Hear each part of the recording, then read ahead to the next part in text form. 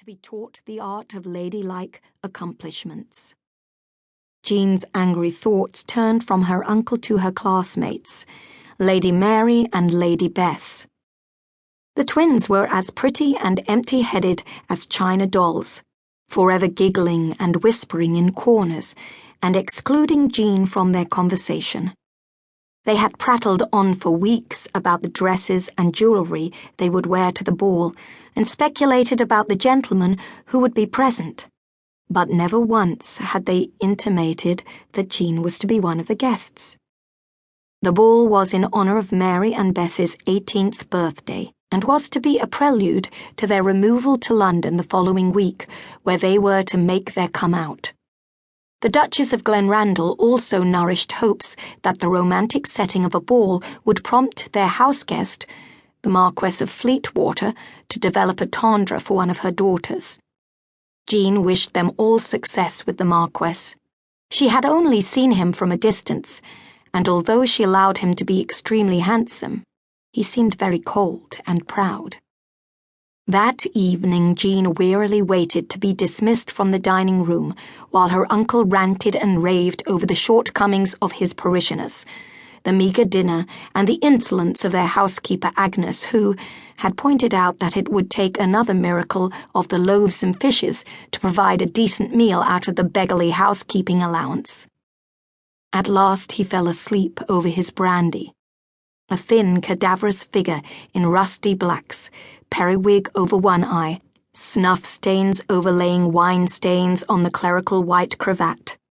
With a sigh of relief, Jean picked up her candle and made her way up 3 flights of dark, narrow stairs to the attic. Throwing back the lid of an old black trunk, Jean picked out dress after dress, putting aside the ones with great hoops and panniers until she came across one of a simpler cut than the rest.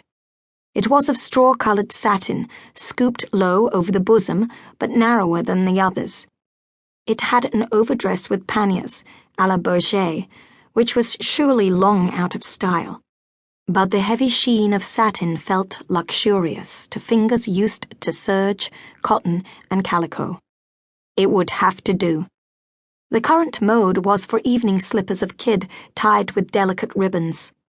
The only footwear available was a pair of gold shoes with high heels of crimson. She decided that they would not show under the long skirt, and who would ask her to dance anyway? When Jean arrived at the castle next day, the whole household seemed to be in a tremendous bustle with preparations for the ball. Escaping up the stairs to the comparative quiet of the schoolroom, she found the governess, Miss Taylor, waiting alone.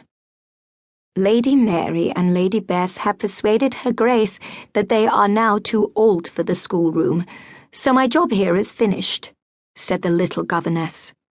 I shall receive a pension, of course, but what is to become of you, my dear? She looked sadly at her pupil and friend. At 17, Jean had grown into a slim, dreamy girl with a heavy mass of carrot-coloured hair, slanting green eyes, and a small, pointed, freckled face, which no amount of Denmark lotion would leave unblemished. It seemed unfair, mused Miss Taylor, that 2 such silly chits as her ducal charges had all the wealth, and the clever Miss Lindsay none at all. I shall manage, said Jean. I can't think of the future, only of this evening. I shall be wearing a dress of my mamma's. It is not the height of fashion, but the colour is exceeding pretty. Miss Taylor threw up her hands in horror. Do you mean your uncle has not bought you a dress for the ball? Jean shook her head sadly.